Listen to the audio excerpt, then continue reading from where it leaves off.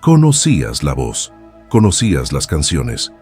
Las cantabas en las fiestas, en las carreteras, en las madrugadas del Caribe colombiano, y cuando él murió, el 28 de febrero de 2021, sentiste que algo del vallenato se había ido con él. Pero había una vida entera que Jorge Oñate nunca mostró en cámara. Una vida construida en silencio durante más de 50 años, lejos de los escenarios y los festivales. Fincas inmensas con los nombres de sus propias canciones. Más de 1.200 cabezas de ganado, casas, camionetas de lujo, derechos de autor que pagarán por décadas después de su muerte. Una fortuna de 25.000 millones de pesos colombianos, construida canción por canción, show por show, inversión por inversión, y al final, sin una sola línea escrita sobre el destino de todo eso. Si todavía no te has suscrito al canal, hazlo ahora y dale like a este video. Cada like nos ayuda a seguir trayendo historias como esta que otros tienen miedo de contar. Quédate hasta el final de este video, porque lo que vas a descubrir sobre el jilguero de América va a cambiar para siempre la forma en que lo ves y te va a hacer pensar 2 veces sobre lo que realmente significa construir un legado. Para entender el tamaño de lo que Jorge Oñate dejó, primero hay que entender algo sobre el hombre que pocos percibían mientras estaba vivo. Jorge Oñate era rico, muy rico, pero no era rico de la forma en que la mayoría de la gente imagina cuando piensa en un cantante famoso. Rico de carros importados, de fiestas extravagantes, de mansiones con piscina en barrios de lujo. No. La riqueza de Jorge Oñate era una riqueza de raíz, de tierra, de ganado, de inversión silenciosa hecha a lo largo de décadas por un hombre que creció pobre en el César y nunca olvidó lo que era no tener nada. Mientras otros artistas del vallenato gastaban fortunas en fiestas y después morían sin un peso en el bolsillo, Jorge Oñate compraba tierra, compraba ganado, construía casas, guardaba, acumulaba. Con la paciencia de quien entiende que la tierra no desaparece, que el ganado se multiplica y que una canción bien cuidada genera dinero para siempre. Y el resultado de ese comportamiento, acumulado a lo largo de 50 años de carrera, fue un patrimonio que sorprendió hasta a quienes lo conocían de cerca. ¿Lo sabías? Que mientras el jilguero cantaba Nido de Amor en los escenarios, estaba construyendo un imperio silencioso que poquísimas personas conocían. Déjalo en los comentarios. ¿Sabías de la fortuna que Jorge Oñate había acumulado? La primera y más importante parte de ese patrimonio está en el César. Son las fincas. La finca que Jorge Oñate más amaba tenía un nombre que vino directo de su corazón y directo de su mayor éxito. La llamó Nido de Amor. La canción Nido de Amor fue lanzada en 1978, en el álbum El Cambio de mi Vida, con composición de Octavio Daza. Fue el himno que transformó a Jorge Oñate de un cantante regional en una leyenda continental.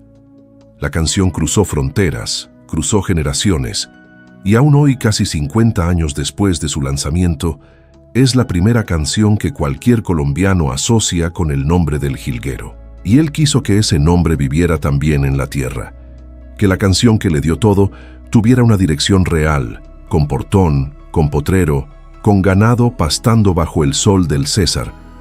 La finca Nido de Amor era su refugio, el lugar al que iba cuando necesitaba desaparecer del mundo. Días enteros sin escenario, sin micrófono, sin cámara. Se levantaba temprano, acompañaba el trabajo del ganado, caminaba por la propiedad, respiraba. Para Jorge Oñate, esa tierra no era solo una inversión. Era donde recordaba quién era cuando no estaba siendo el jilguero de América. La segunda finca llevaba el propio apodo del cantante, El Jilguero, ubicada en el municipio de Becerril en el César. Una propiedad productiva bien estructurada, con empleados fijos y operación continua, incluso durante las largas temporadas de shows del cantante. Juntas, la finca Nido de Amor y la finca El Jilguero suman aproximadamente 673 hectáreas de tierra en el corazón del César. Para tener una dimensión real de lo que eso significa, 673 hectáreas equivalen a más de 9.000 canchas de fútbol. Es una extensión de tierra que en el César representa no solo valor económico inmediato, sino poder. Influencia. Presencia permanente en una región donde la tierra es la medida de todo. Piensa en eso un momento. 9.000 canchas de fútbol. Todo comprado con el dinero de las canciones que tú cantabas en las fiestas, sin saber que estabas ayudando a construir ese imperio. Y dentro de esas tierras, más de 1.200 cabezas de ganado. Vacas lecheras, ganado de cría, razas seleccionadas. Un hato que no estaba ahí para adornar el paisaje. Estaba ahí para trabajar, para producir, para generar ingresos mes a mes, independientemente de cuántos shows hiciera o dejara de hacer el cantante. Jorge Oñate entendió temprano algo que pocos artistas entienden. Una voz puede enronquecerse, un show puede cancelarse, una temporada puede ser floja, pero el ganado sigue multiplicándose, la tierra sigue valorizándose, y la canción correcta sigue sonando en las radios décadas después de haber sido grabada. Era una estrategia de hombre del campo, de hijo del César, de alguien que sabía que la fama es pasajera y la tierra es permanente. Además de las fincas y el ganado, Jorge Oñate dejó 3 casas. La más importante era su casona en La Paz, la casa donde vivió la mayor parte de su vida adulta, frente al parque central del municipio. Una casa grande, con espacio para toda la familia, con cuartos construidos específicamente para recibir a cada uno de sus hijos cuando visitaban al padre, y 3 camionetas de alto estándar, las únicas señales visibles de ostentación en un hombre que deliberadamente eligió no ostentar. Si estás disfrutando este video y quieres seguir descubriendo las historias detrás de las grandes leyendas del vallenato, suscríbete ahora al canal. Hay mucho más por venir, pero volvamos al patrimonio, porque todavía no hemos llegado al activo más poderoso que dejó el jilguero. Todo lo que hemos hablado hasta ahora, las fincas, el ganado, las casas, las camionetas, es solo la parte visible del patrimonio de Jorge Oñate, la parte que tiene dirección, que tiene placa, que se puede fotografiar. El activo más poderoso que dejó el jilguero no tiene dirección, no tiene hectáreas que medir, no aparece en ninguna foto. Son los derechos de autor, 40 años de carrera, cientos de canciones grabadas, un catálogo musical que es, en la práctica, una máquina de generar dinero que nunca se detiene. Para entender el tamaño de ese activo, hay que entender cómo funcionan los derechos de autor en el mundo de la música colombiana. En Colombia, 2 organismos son responsables de la gestión y el pago de derechos de autor de los músicos. La SAICO, que administra los derechos de los compositores y autores, y la ASIMPRO, que administra los derechos de los intérpretes y productores fonográficos. Cada vez que una canción suena en una radio, en un show, en una plataforma digital, en un bar, en un supermercado, en un evento, el dinero se registra y se transfiere al titular de los derechos. Jorge Oñate no era solo intérprete, era también coautor de diversas canciones de su repertorio, y aún en las canciones en las que era solo intérprete, los derechos de ejecución siguen pagándose indefinidamente después de la muerte del artista. La legislación colombiana de derechos de autor protege la obra durante 70 años después de la muerte del autor. En la práctica, para la familia de Jorge Oñate, eso significa que la SAICO y la ASIMPRO seguirán depositando dinero por décadas. Sus hijos más jóvenes pueden llegar a la vejez recibiendo pagos por las canciones que su padre grabó en los años 70, 80 y 90. Mujer marchita. Volví a llorar. La vieja Sara. No comprendí tu amor. Nido de amor. El amor de mi vida. Cada una de esas canciones suena todos los días, en cientos de puntos diferentes al mismo tiempo, en todo el territorio colombiano y en varios países de América Latina. Y aquí hay algo que te va a sorprender. En la era del streaming, las canciones antiguas de artistas consagrados del vallenato están experimentando un crecimiento de audiencia que ningún analista previó. Jóvenes colombianos que nunca vieron a Jorge Oñate en vivo están descubriendo su catálogo en Spotify, en YouTube, en Apple Music. Cada reproducción genera ingresos. Cada vez que un joven de 18 años en Medellín pone a sonar Nido de Amor mientras maneja, entra dinero para los titulares de los derechos del jilguero. El catálogo de Jorge Oñate no está muriendo con el tiempo, está creciendo, sumando todo. Las 673 hectáreas de tierra, las 1.200 cabezas de ganado, las 3 casas, los vehículos, los saldos bancarios y el catálogo musical, con derechos por décadas. El patrimonio total de Jorge Oñate fue estimado por diferentes fuentes periodísticas y jurídicas entre 22 y 26 mil millones de pesos colombianos. Para dimensionarlo, en 2021, cuando murió el jilguero, esa fortuna equivalía a más de 2.000 años de salario mínimo colombiano. Era el resultado de 50 años de trabajo ininterrumpido, de inversión disciplinada, de decisiones que pocos artistas de su generación tuvieron la sabiduría de tomar. Ahora piensa, ¿conocías algún artista del vallenato que haya construido ese nivel de patrimonio? Deja en los comentarios el nombre de otro cantante que, en tu opinión, supo administrar el dinero tan bien como Jorge Oñate. Esa conversación en los comentarios va a ser muy interesante, y había un detalle que hacía ese patrimonio aún más significativo y más peligroso a la hora de dividirlo. Ningún bien estaba separado, ninguna parte estaba destinada a nadie. Las fincas, el ganado, las casas, los derechos de autor, todo estaba mezclado, entrelazado, sin fronteras internas. Era un imperio construido por una sola mente, administrado por una sola voluntad. Y cuando esa voluntad desapareció, el imperio quedó sin piloto. Jorge Oñate construyó todo eso, pero no dejó un mapa, y es aquí donde la historia cambia completamente de dirección. Para entender por qué un hombre que construyó tanto dejó tan poco organizado, hay que entender quién era Jorge Oñate fuera de los escenarios. La Paz, César, un municipio pequeño, caliente, polvoriento.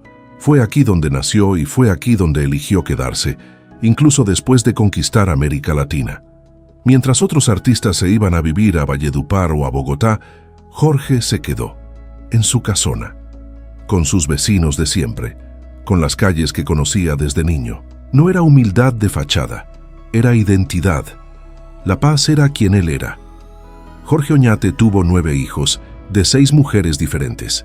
El primogénito, Juan Pablo, murió trágicamente en 1999, con 24 años, al intentar separar una pelea de pareja en Pamplona. Una bala que no era para él le arrebató la vida al hijo mayor del jilguero, un dolor que Jorge cargó en silencio el resto de su vida.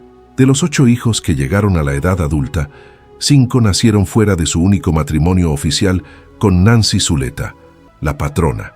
Y aquí Jorge Oñate hizo algo que muchos artistas de su generación no hicieron. Los reconoció a todos, legalmente, públicamente. Les dio estudio a cada uno, le construyó un cuarto a cada uno en su casona en La Paz. Era un padre presente, responsable, que creía genuinamente haber construido una familia unida, aunque esa familia tuviera una geometría poco convencional. Y fue precisamente esa confianza la que lo llevó a aplazar lo que nunca debió haber aplazado. Jorge Oñate creía que viviría hasta los 90 años, que había tiempo, que el testamento podía esperar, que sus hijos eran adultos, que se conocían, que se respetaban, que honrarían la memoria del padre sin necesitar un papel que dijera qué era de cada uno. En enero de 2021, el COVID-19 llegó sin avisar. 41 días de hospitalización, y el 28 de febrero de 2021, a los 71 años, el jilguero partió, sin testamento, sin instrucciones, sin un mapa para el imperio que había construido en 50 años. Por un año, los 8 hijos guardaron luto. Las apariencias se mantenían. Los hermanos todavía se hablaban. Había una esperanza de división civilizada, de la manera en que el padre hubiera querido, de la manera en que el padre había prometido con su presencia que sería posible. Pero Jorge Oñate no había dejado testamento. Y en ausencia de un testamento, la ley colombiana de sucesiones es fría, mecánica, y no tiene en cuenta los sentimientos. Determina que el control inicial de los bienes queda en manos del cónyuge sobreviviente y los hijos del matrimonio oficial, Nancy Zuleta, la patrona, y sus 3 hijos, Jorge Luis, Delfina Inés y Jorge Daniel, pasaron a tener el control efectivo de todo el patrimonio, de las fincas, del ganado, de las casas, de los saldos bancarios, de los derechos de autor, de todo lo que el jilguero había construido en 50 años. Los 5 hijos extramatrimoniales, Omar, José Jorge, Jorge Luis, Gina y Jorge Antonio, quedaron por fuera, reconocidos legalmente por el padre en vida, pero sin acceso a lo que era por derecho también de ellos. Esperaron, intentaron hablar, intentaron negociar por fuera de los tribunales, de la manera que el padre hubiera preferido. La propuesta que llegó fue de 116 millones de pesos para cada uno, más las regalías futuras de la SAICO, los pagos de derechos de autor que llegarían a lo largo de los años. ¿Parece mucho? 116 millones de pesos es una cantidad que la mayoría de los colombianos jamás verá reunida en una cuenta bancaria. Pero para una herencia estimada en 25.000 millones de pesos, 116 millones para cada hijo extramatrimonial representaba menos de 0,5% del total. Era como tener derecho a un pedazo entero de un pastel enorme y recibir solo las migajas que cayeron de la mesa. Jorge Luis Oñate, uno de los hijos extramatrimoniales, no ocultó lo que sintió al recibir esa oferta. Dijo públicamente que el valor les pareció irrisorio, que la propuesta fue presentada como si debieran darse por bien servidos, y que fue exactamente por eso que decidieron interponer la demanda, porque lo que querían era simplemente lo que la ley le garantiza a los hijos reconocidos, independientemente de la madre que los trajo al mundo. La conciliación fracasó en todos los escenarios intentados. La comunicación entre los 2 grupos de hermanos se cortó por completo, y los 5 hijos extramatrimoniales contrataron al abogado Carlos González Castillejo e interpusieron una demanda civil formal en un juzgado de familia del circuito de Valledupar. Omar Oñate, el mayor de los hijos vivos del jilguero, tomó el liderazgo público de la disputa. Su voz era firme, pero había un dolor evidente detrás de cada palabra. Dijo que tuvieron la esperanza de hacer la voluntad de su padre correctamente con todos sus hijos, que no fue así, que el escenario se fue deteriorando hasta cortar la comunicación por completo, que no había dinero para nadie mientras el proceso no se resolviera, y que el problema vino desde adentro, de un hermano contra los otros, y entonces la disputa bajó a un nivel que nadie esperaba. Omar Oñate reportó públicamente que estaba recibiendo amenazas de muerte entre hermanos, hijos del mismo padre, hijos de un hombre que se pasó la vida entera intentando mantenerlos unidos, que le construyó un cuarto a cada uno en su casona en La Paz, que los reconoció a todos públicamente cuando pudo haberlos ignorado. Lo que había sido una familia, imperfecta, compleja, con una geometría poco convencional, pero una familia real mantenida unida por la fuerza y la presencia de Jorge Oñate, se partió en 2 con una velocidad que asustó hasta a quienes seguían el caso desde afuera. Las fiestas que antes reventaban con acordeón, caja y guacharaca hasta el amanecer en la casona del jilguero en La Paz, se convirtieron en silencio. Citaciones judiciales, audiencias, abogados cobrando de ambos lados, comunicados de prensa, acusaciones públicas, hermanos que crecieron juntos, que compartieron el mismo techo, que tenían la misma sangre, ahora separados por un proceso judicial que no tenía fecha para terminar. Y mientras la batalla avanzaba en los tribunales de Valledupar, el verdadero perdedor se iba haciendo cada vez más evidente. No eran los hijos extramatrimoniales que luchaban por lo que era suyo por derecho. No era Nancy Zuleta, que defendía lo que consideraba la prioridad legal de sus hijos. El verdadero perdedor era el patrimonio en sí mismo. Las fincas Nido de Amor y El Jilguero seguían existiendo, con sus 673 hectáreas, con su ganado, con sus empleados. Pero sin una autoridad única reconocida por todos para tomar decisiones, la administración quedó comprometida. Las inversiones que debían hacerse no se hacían. Las decisiones que necesitaban consenso se atascaban. El ganado que debía multiplicarse y generar ingresos quedaba sujeto a la parálisis de una gestión en disputa. Las casas existían, pero el destino de cada una estaba indefinido. Los saldos bancarios existían, pero el acceso estaba restringido mientras el proceso judicial no avanzaba. Los derechos de autor seguían siendo pagados por la Saico y la Asimpro, porque las canciones no dejan de sonar independientemente de cualquier disputa familiar. Pero el destino de ese dinero estaba suspendido, esperando resolución judicial. Cada mes que pasaba sin resolución era un mes en que los abogados de ambos lados facturaban, un mes en que el odio entre hermanos crecía, un mes en que el deterioro de los bienes avanzaba en silencio, un mes en que el nombre de Jorge Oñate, que debería ser recordado por la grandeza de su obra y por la seriedad con que construyó su patrimonio, quedaba asociado a una guerra familiar que él mismo, sin querer, había sembrado. Hay una ironía brutal y casi insoportable en todo esto. Jorge Oñate construyó un imperio precisamente para sus hijos, para que tuvieran lo que él no tuvo cuando era joven y pobre en La Paz, para que ninguno de ellos tuviera que pasar necesidades, para que el trabajo de 50 años de escenario, de carretera, de shows en cualquier rincón del Caribe colombiano, se convirtiera en seguridad real para las generaciones siguientes. Y ahora ese mismo imperio, construido por amor, sostenido por disciplina, acumulado por décadas de decisiones inteligentes, estaba siendo destruido por el conflicto entre los hijos que debía proteger. La fortuna que Jorge Oñate construyó para sus hijos puede ser devorada por los hijos de Jorge Oñate. Cuando este video fue producido, la disputa todavía no había sido resuelta. Las fincas siguen existiendo. El ganado sigue pastando. Las canciones siguen sonando en todo el Caribe colombiano y más allá. Pero el destino de todo eso, de cada hectárea, de cada cabeza de ganado, de cada peso generado por los derechos de autor, todavía estaba en manos de los tribunales de Valledupar. El Jilguero de América cantó por 50 años. Construyó en silencio lo que pocos imaginaban. Reconoció a sus hijos cuando otros no los reconocían. Invirtió cuando otros gastaban. Se quedó en su pueblo cuando el éxito lo llamaba a otro lugar. Hizo casi todo bien.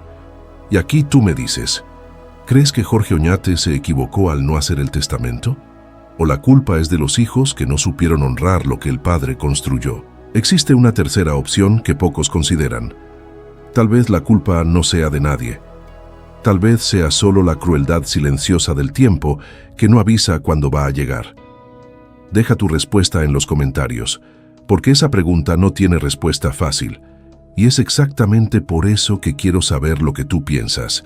Una vez, Jorge Oñate dijo en una entrevista que su música era su legado, que si sus hijos querían algo de él después de que partiera, bastaba con poner un disco a sonar. Tenía razón sobre la música. La voz quedó. Las canciones suenan todos los días. El catálogo es inmortal.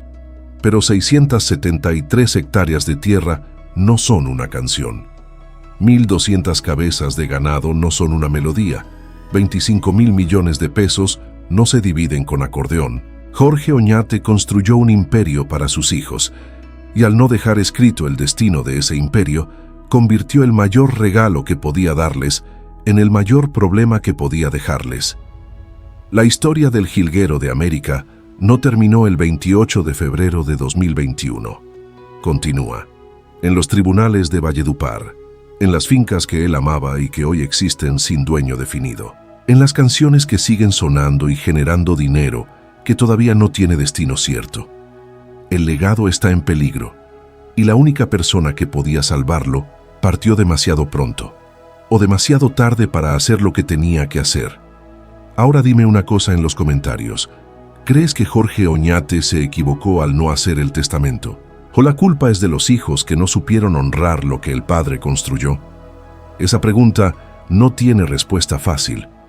Y es exactamente por eso que quiero leer lo que tú piensas. Si este video te hizo conocer un lado del jilguero que no conocías, compártelo ahora con esa persona que también ama el vallenato. En los grupos de WhatsApp, en las redes sociales, con la familia, porque esta historia merece ser conocida por todo colombiano que alguna vez cantó Nido de Amor, sin saber que estaba cantando el nombre de una finca de 673 hectáreas en el corazón del César. Si todavía no estás suscrito al canal, suscríbete ahora y activa la campanita. Hay muchas más historias como esta por venir, historias que están detrás de las grandes leyendas del vallenato y de la música colombiana. El jilguero cantó por 50 años. Lo menos que podemos hacer es contar la historia que él nunca contó.